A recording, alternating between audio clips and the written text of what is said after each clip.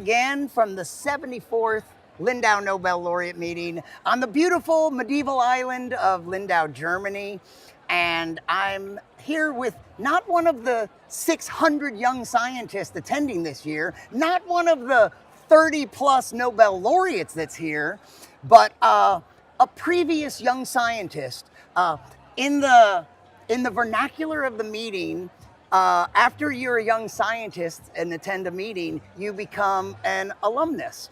And so you're part of the Lindau Alumni Network. J.J. Richardson, ladies and gentlemen, give him a round of applause. And we're in an unusual situation. So one of the traditions of the Lindau meeting is this Tuesday night grill and chill. And so we just had a great buffet style meal, and behind us you can see everybody celebrating their laureates. There are young scientists. There are some locals that are invited to attend. There's some special guests. And in this video, what I want to do is talk to, so we didn't actually meet, did we? But in 2017, I was at the meeting, and it was a chemistry meeting, and you were a young scientist. Yes. Yeah. So I saw your face. I saw you for the Sciathon in 2020. I chose not to interview you, apparently. Yes, yeah. Or I chose not to be interviewed. We'll see. Yeah. You tell your version, I'll tell mine. And so you were at the 2017 meeting. You had a good time, I imagine? It's incredible. I mean, it's the best science event for young scientists in the world, by far. Yeah, and then what I really want to talk to you about is, at the end of the meeting, you became a member of the Lindau Alumni Network, which at this point, 74 years into the meeting, there are some 35,000 members. This is 35,000 young scientists that have been mentored at this meeting. And then the motto of the meeting is educate, inspire, connect. And this is really about the connecting part.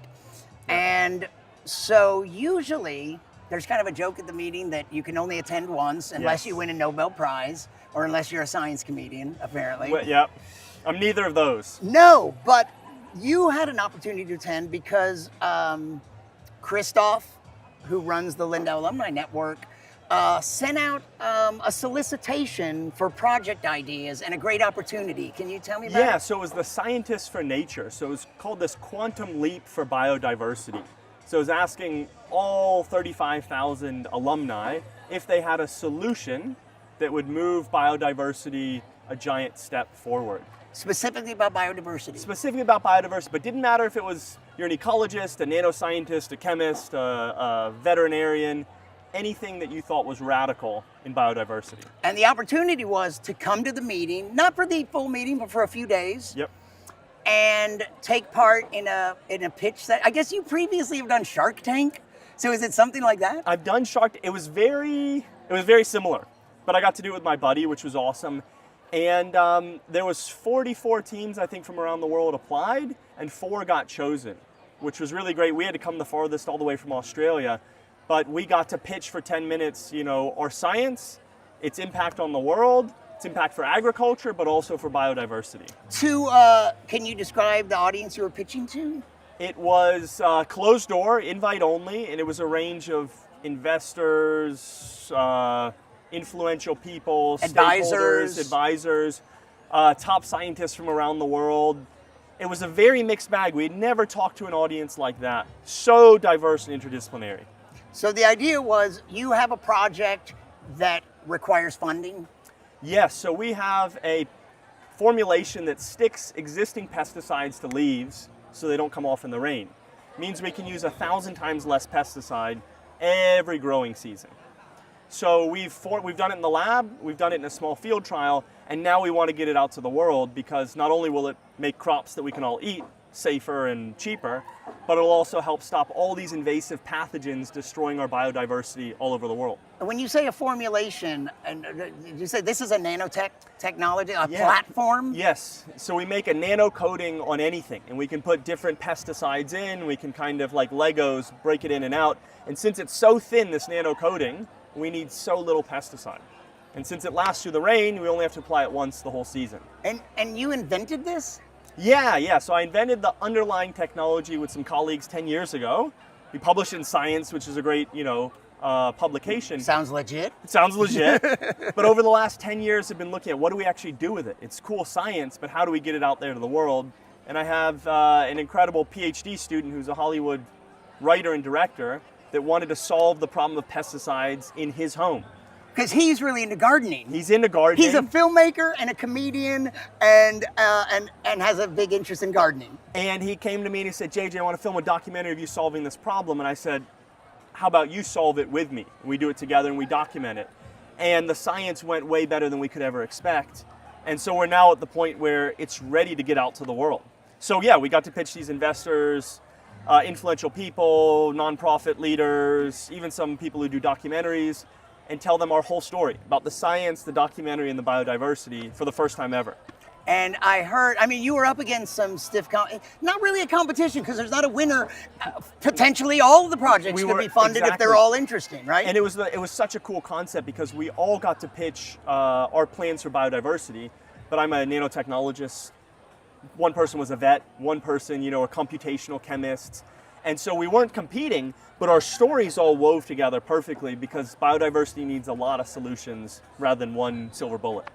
Excellent. So it went well, and I got to hear some feedback at dinner last night from some of those people that were in your audience, and it sounded like, even talking behind your back, it sounded like they really liked the way the two of you presented, and they loved the well, we have a world-class scientist and a world-class comedian together. Yeah. And people loved the tag team. And we'd never done a tag team pitch before. We actually had never even practiced this one because we were flying it on different planes and things, and it was awesome. Yeah, we're like best friends, so it was a cool pitch, but people loved it. And they understood what we were trying to do, which is the important thing. So if you happen to be a young scientist that is a member of the Lindau Alumni Network, or maybe you're a young scientist who might want to attend the meeting sometime, this is one of the cool things about it. The Alumni Network, this is not like any other science meeting, and in so many ways. And one is you're becoming a part of a network, and there are all sorts of cool opportunities. Well, the coolest thing about this is the person who pitched before us, she couldn't get her visa, so she had to pitch remotely. But she was on my sciathon team 5 years ago.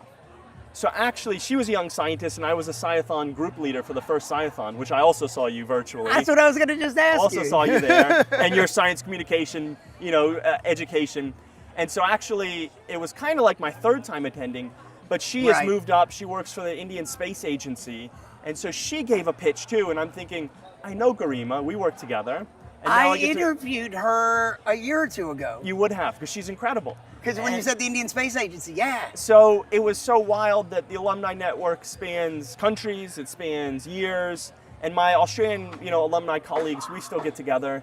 We do science together. Yeah. My supervisor that I studied under in Japan had went to Lindau. His supervisor had went, so it's a cool history. So tell me just briefly then, so you're a nanotechnologist. Just tell me a little something more about just you and your science in general and what you love about it. Yeah, so I love that I work on coatings. And coatings, they control interfaces, they control surfaces. And surfaces are how we interact with the world. So by putting a coating on something, you can completely change how it interacts with bacteria, viruses, cancer cells, plants. And so we work at this interface of nanotechnology and life. It's fun. Very cool. Do you have, I've been saying stuff to people that might want to apply for this meeting, anything you want to say to a young scientist? You have to apply. There's people from all over the world here. They're all motivated, and you get to hear from 30 plus Nobel laureates, and their stories are wild. Sometimes they tell you about their science. Sometimes they tell you that they grew up on a farm, and you realize that anyone can discover incredible science. Excellent. And what about science in general? I like hearing about the love of science. You clearly love what you do. Like what gets you up in the morning to go to work? Because you seem to love. That's the thing about scientists in general too. It's like in your social time, we're talking. We're talking science. They have other interests, but you're passionate and talk about science. So you seem to like. What gets you out of bed and gets you into the lab? Yeah, so the discovery part does. The bureaucracy or writing grants doesn't as much. But working with young and old scientists and middle-aged scientists like me, that's what gets me up. Working with Rob on these cool projects and having a movie maker that's curious come in and say, I want to change the world. How do we do that? That's what gets me up. Yeah. Yeah.